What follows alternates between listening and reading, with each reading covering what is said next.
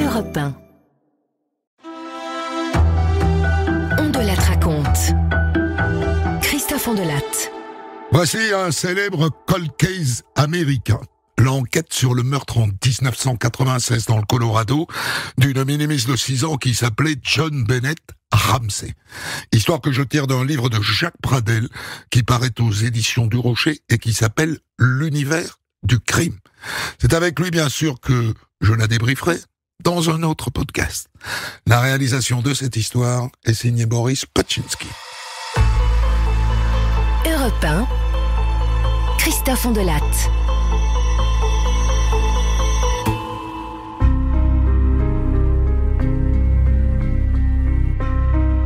Le 26 décembre 1996, à 5h53 du matin précisément, une voix de femme affolée appelle le 911, le numéro d'urgence aux États-Unis.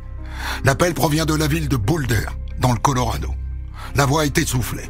À l'autre bout du fil, une femme en panique. Allô, la police? Oui, madame. Mais qu'est-ce qui se passe, madame? Je vous écoute. La police? Oui, c'est la police, madame. Calmez-vous. Qu'est-ce qui se passe? Non, enlèvement. Dépêchez-vous, s'il vous plaît. Expliquez-moi ce qui se passe, madame, s'il vous plaît. On a un enlèvement, je vous dis. J'ai trouvé un papier et notre fille a disparu. Elle a quel âge, votre fille, madame? 6 ans, elle est blonde. Ça fait combien de temps qu'elle a disparu? Je sais pas. J'ai trouvé cette note et ma fille est plus là. De quelle note est-ce que vous parlez, madame? Je sais pas, c'est une demande de rançon. C'est signé SPTC Victory. Comment vous vous appelez, madame? Patsy Ramsey, je suis sa mère. Oh mon Dieu. S'il vous plaît. Je vous envoie la police, madame. Ils sont déjà partis. Ils ne vont pas tarder à arriver.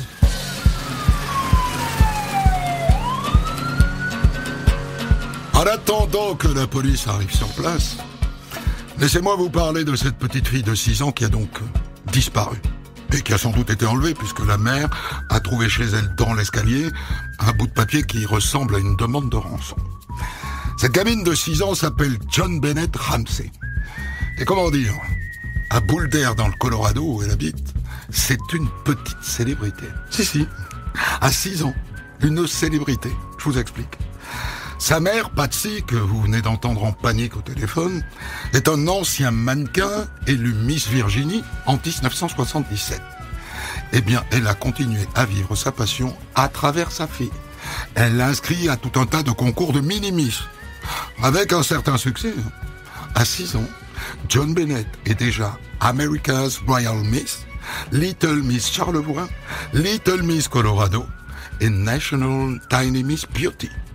Entre autres, faut dire qu'elle est mignonne. Une poupée Barbie avec des yeux verts et des joues rondes.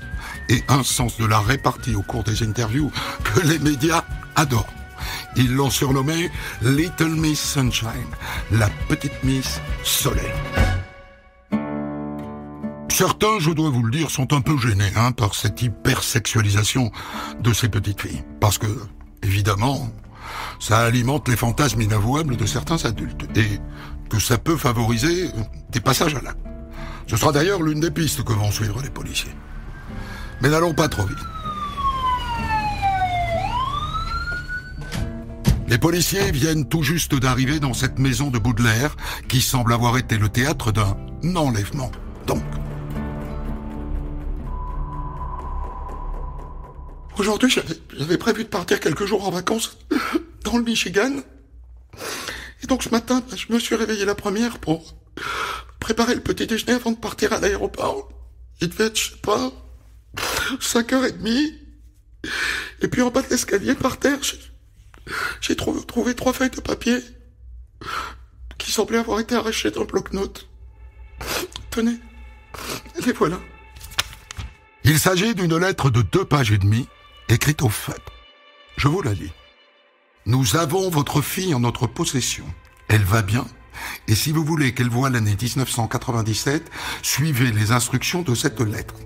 Faites un virement de $118 000. $100 000 en billets de $100 et 18 000 en billets de $20. Vous mettrez ensuite les billets dans un sac en papier brun et je vous dirai par téléphone entre 8h et 10h où il faudra le déposer. Si vous voulez que votre fille reste en vie, suivez les instructions à la lettre et n'appelez pas la police, sinon elle sera décapitée et son corps jamais restitué. Et cette lettre est signée par 4 lettres énigmatiques. SBTC, SBTC, suivi du mot Victory, victoire. La mère raconte qu'après avoir lu la lettre, elle est remontée en courant jusqu'à la chambre de sa fille et qu'elle n'y était plus.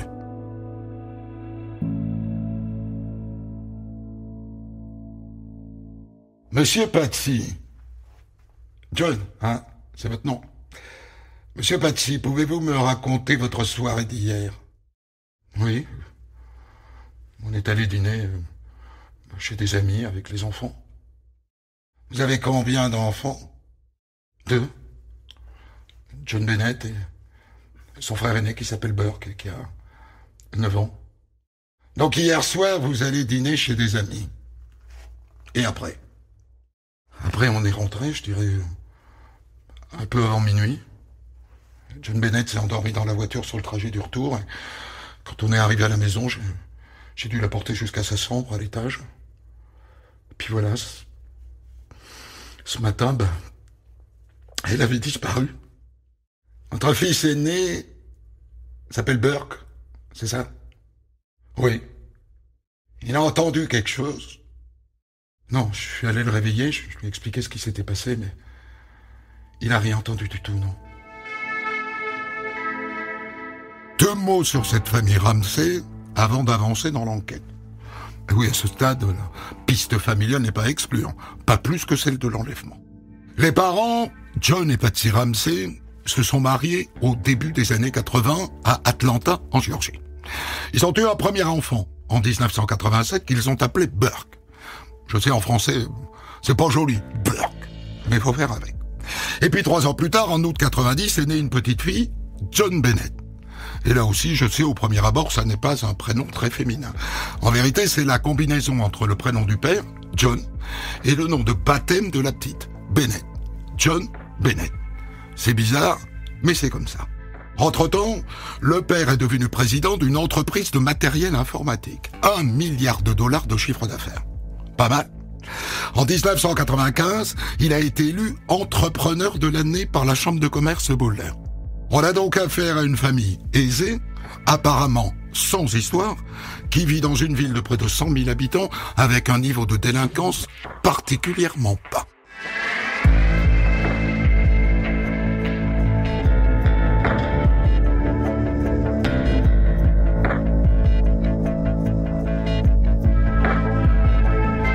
Quand ils arrivent chez les Ramsey, la première chose que font les policiers, c'est de faire le tour de la maison. Une belle maison de style Tudor.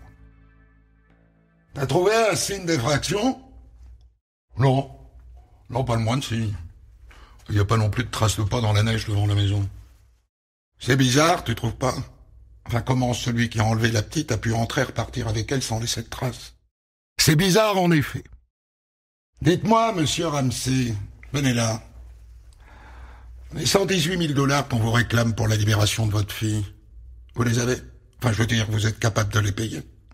Oui, ça correspond au montant exact d'un bonus que j'ai reçu cette année en raison des bons résultats de mon entreprise. Donc oui, je les ai. Vous seriez en mesure de réunir la somme, là, tout de suite, maintenant? Oui, enfin, il suffit que j'aille à la banque. Et donc, John Ramsey file à la banque. Ça lui prend à peu près 1h30. Pendant ce temps-là, figurez-vous que des amis à lui débarquent à la maison et ils se mettent à nettoyer et à ranger, sans le vouloir évidemment, à effacer des indices. Et puis le père rentre de la banque et une policière lui suggère à lui et à sa femme de fouiller la maison.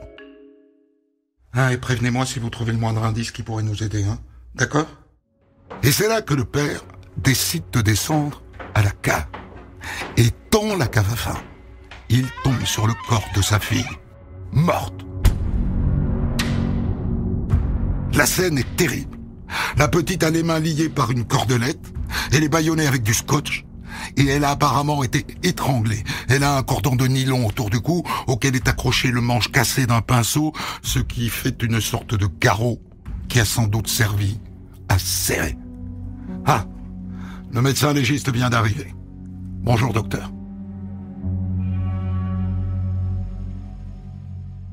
Vous voyez ici ces ecchymoses et ces écorchures au niveau vaginal? Elles ont sans doute été provoquées par une pénétration avec un objet. Donc la petite a été violée? Oui, de toute évidence. On peut avoir une idée de l'heure du décès, docteur? Je dirais entre 22h hier soir et 6h ce matin. Or, à cette heure-là, il n'y avait que les Ramsay dans la maison. Le père, John, la mère, Patsy, le petit Burke et la petite John Bennett. Et donc à ce stade, il n'y a qu'une piste, et elle est familiale. Moi je reste là-dessus, il n'y a pas de trace de pas dans la neige devant la maison. Ça veut dire que c'est forcément les parents ou éventuellement le grand frère, Burke, qui ont tué la petite, mais ça peut pas être quelqu'un d'autre. Sauf qu'on découvrira plus tard que la cour à l'arrière de la maison a été nettoyée et qu'on a donc peut-être effacé des traces, et que la vitre d'une fenêtre donnant sur le sous-sol a été cassée, et que donc quelqu'un d'extérieur à la famille a très bien pu passer par là. Mais peu importe. Pour les policiers, les coupables sont les Ramsay. Coupables. Forcément coupables.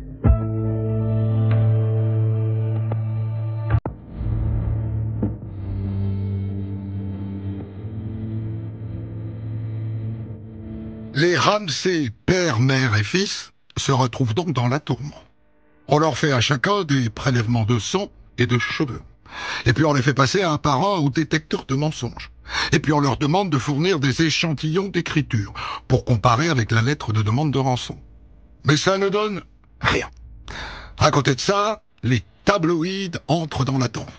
Certains journalistes écrivent que c'est John, le père, poussé par d'improbables pulsions pédophiles et incestueuses, qui a tué John Bennett.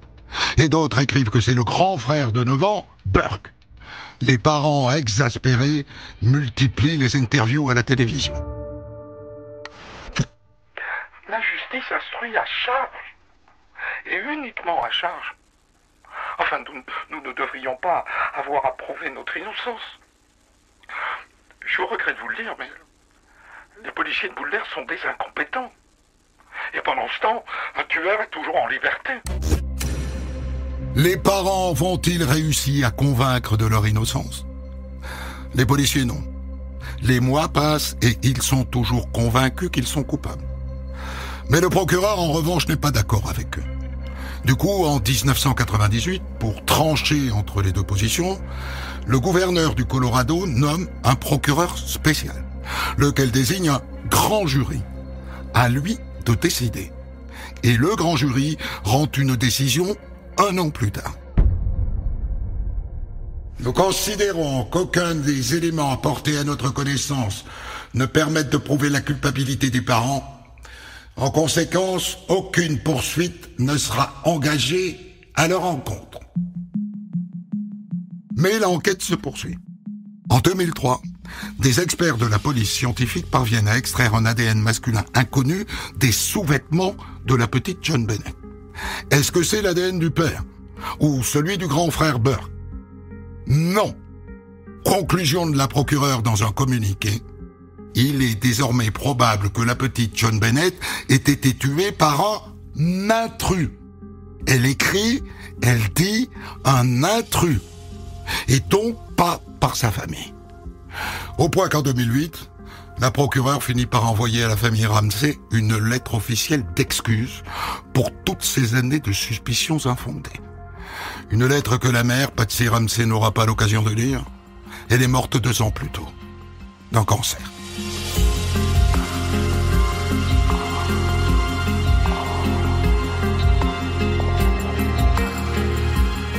La suite et la fin de cette histoire, on la doit à un journaliste, figurez-vous. Ou plutôt un professeur de journalisme de l'Université du Colorado, Michael Tracy. Il commence par réaliser plusieurs documentaires pour dénoncer l'enquête à charge des policiers contre les parents. Les policiers n'ont pas du tout pris en compte la possibilité d'un meurtre commis par un intrus. Un pédophile, sans doute admirateur de la petite reine de beauté qu'était John Bennett. C'est sur cette piste qu'il fallait se concentrer. Et là, il se passe quelque chose de complètement inattendu.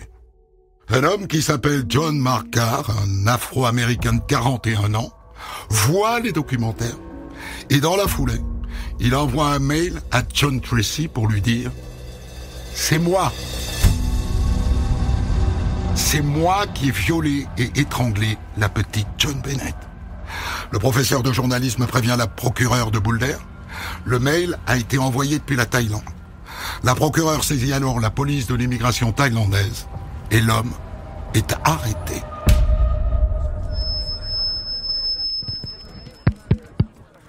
Monsieur John Mark Karr a avoué ce matin lors d'un interrogatoire qu'il avait tué l'enfant John Bennett involontairement. Il a déclaré qu'il aimait la fillette et que le jour où l'incident s'est produit, il est allé la voir à son domicile, que les deux se sont rendus ensuite au sous-sol, endroit où il dit l'avoir tuée accidentellement. Je vous remercie. Et là, on pourrait se dire, c'est fini. On a enfin trouvé le coupable. Eh ben non. John Mark Karr est rapatrié aux États-Unis. On lui fait un prélèvement ADN. On le compare à l'ADN inconnu prélevé sur le corps de la petite fille.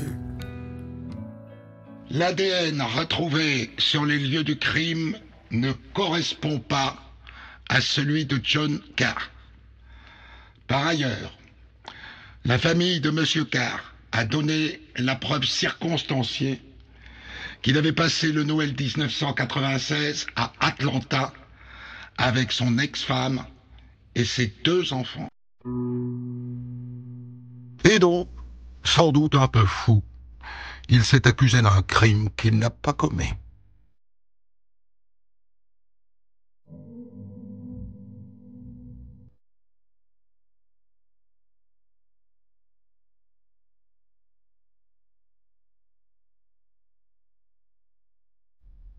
En novembre 2022, la police américaine annonce qu'elle a décidé de rouvrir l'enquête et de la confier à une équipe d'experts en cold case.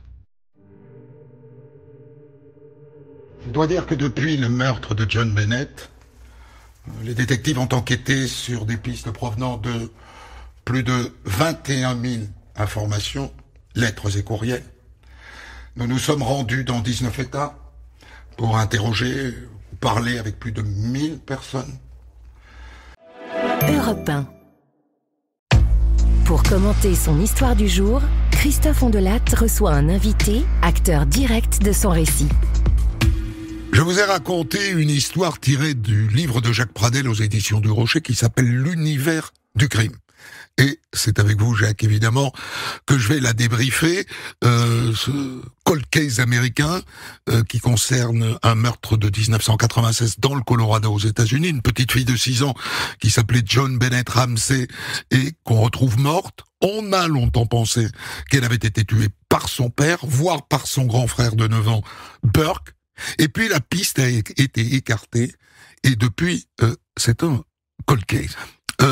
Pour vous avoir entendu 1000 fois ou 1500 fois, je sais qu'à l'inverse de moi, ça ne vous embête pas de donner votre opinion sur une affaire. Absolument. Vous pensez que ça n'est pas les parents ou vous gardez dans votre tête? Alors non, ça, il m'arrive de dire ce que je pense, mais il m'arrive pas de jouer au Cluedo avec des histoires vraies. Bon. Donc, on va pas dire que c'est le colonel Moutarde qui a tué la petite en question, mais disons que j'ai cherché, évidemment, parce que je le fais toujours quand je débriefe, parce que c'est le débrief, comme vous, qui m'intéresse, de comprendre un peu le pourquoi du comment s'est déroulée l'enquête, qu'est-ce qu'il y avait dans la tête du tueur ou de la tueuse. Bon, c'est pas le sang, c'est pas le crime en lui-même, c'est pas le côté macabre qui m'intéresse. C'est, au contraire, la psychologie des personnages et de comprendre comment cet engrenage s'est mis en route. Alors, je ne peux que constater, comme l'a fait remarquer John Ramsey, c'est que une grosse partie de cette instruction a été faite à charge. Ça, c'est incontestable.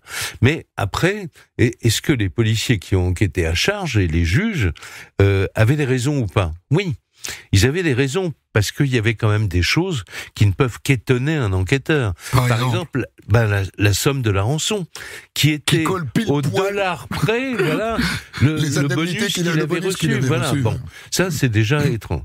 Le petit Burke, il avait cassé la gueule, si vous me passez l'expression, à sa sœur 2 fois dans l'année précédente. Il l'avait frappé avec un objet, enfin, il lui avait fait vraiment du mal. Et il était atteint d'une maladie, pour partie psychique, il mangeait ses excréments et il les répandait sur les murs. Il était très atteint, ça. Donc c'était quelque chose de sérieux. Il était traité pour ça, parce que ses parents avaient vu des pédiatres spécialisés, etc. Mais donc, voilà, c'était logique de... et puis, les enquêteurs, vous le savez très bien, commencent toujours par le cercle familial. Normal. Voilà. D'autant qu'il y a quelque chose, que moi je trouve très gênant, c'est donc cette maman qui elle-même est Miss Colorado, Miss je sais pas quoi, et qui vit un peu par procuration, le succès qu'elle n'a pas eu. C'est malaisant, ça, je trouve. Ah oui. Très, on est d'accord. Très, absolument. Il y a la même chose en Europe, en Belgique, en France, ailleurs, des parents qui élèvent des petits singes, quoi. Ouais. Et c'est lamentable. Ça n'a pas dû aider leur cause, quoi. Non, aux parents. Certainement pas. Certainement pas. Mais on a trouvé, alors après, vous connaissez mon goût pour la police scientifique, les ADN qui ont été trouvés, je passe le malade mental qui s'est inventé, qui a, effectivement... Encore un malade mental, avec le petit Burke, ça fait 3.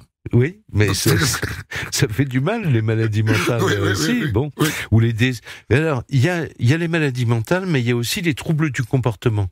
Qui ne sont pas considérés comme des maladies mentales et qui ne sont pas considérés comme quelque chose qui excuse le criminel.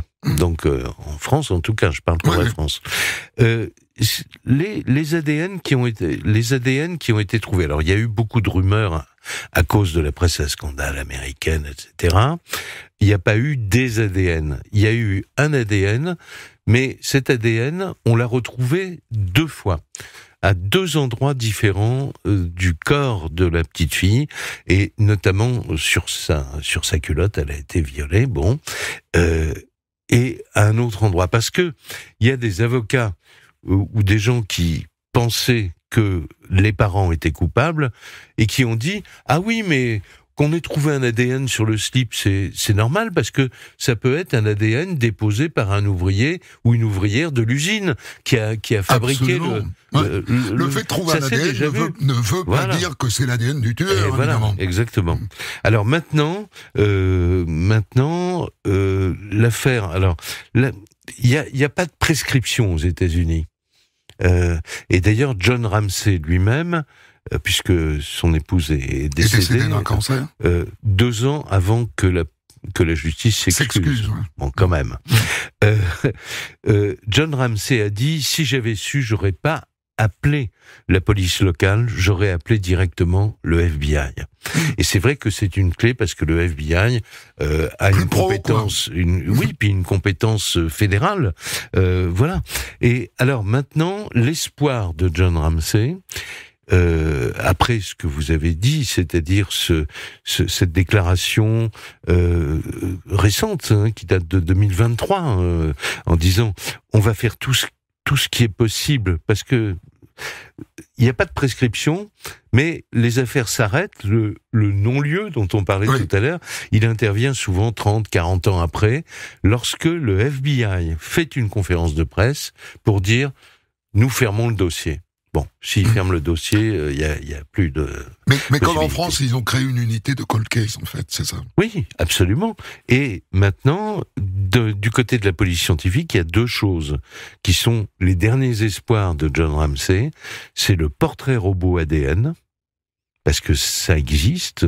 Alors c'est encore balbutiant. Racontez-moi ça. Oui, on le pratique. C'est-à-dire qu'à partir de l'ADN, on est capable de reconstituer. Oui, parce que on a la couleur des yeux, le fait de savoir si les gens ont des taches de rousseur ou pas, si quelle taille ils font. Ça peut aller vraiment très loin. J'ai parlé avec des généticiens, donc. On est au début de cette aventure, parce que c'est une vraie aventure, et parce que, pour l'instant, en France, ça a été utilisé une fois, sur un violeur en série, je crois, qui sévissait du côté de Lyon, par là. Et on a fait le portrait robot ADN, mais ça n'a pas matché, et voilà. Bon. Le deuxième espoir de John Ramsay, c'est ce qu'on appelle l'ADN de parentèle, c'est-à-dire l'affaire Élodie Kulik ou d'autres. En fait, c'est l'ADN qui était au tout début de l'histoire de l'ADN. On était capable de dire si un tel était le fils d'une femme. Oui, c'est-à-dire que on a dans notre profil génétique, on a une partie du génome qui vient de la mère, de la lignée maternelle plus exactement, et une partie qui vient du père. Bon, et l'ADN. Alors. Le problème, c'est que dans le FNAEG, le fichier national automatique des empreintes génétiques, dans le FNAEG, il y a des ADN complets qu'on a trouvés sur des scènes de crime. Mais il fallait faire, avec l'autorisation de la justice, un autre logiciel qui permette de comparer des parties d'empreintes génétiques. Alors maintenant, on le fait, c'est toujours avec l'aval de la justice. C'est-à-dire qu'il faut que le juge chargé de l'affaire ou que les enquêteurs puissent prouver que il n'y a pas d'autre, que ça pourrait changer le cours de l'enquête, quoi, en fait. Voilà. Les parents et le petit Burke ont été, entre autres, passés au détecteur de mensonges. Oui, ça les a aidés. Vous y croyez, vous, au détecteur de mensonges? Je sais qu'on peut s'entrer pour en avoir parlé avec quelques personnes, oui, allez, on va dire quelques espions français, ou membres de la DGSE, on peut s'entraîner. On peut s'entraîner.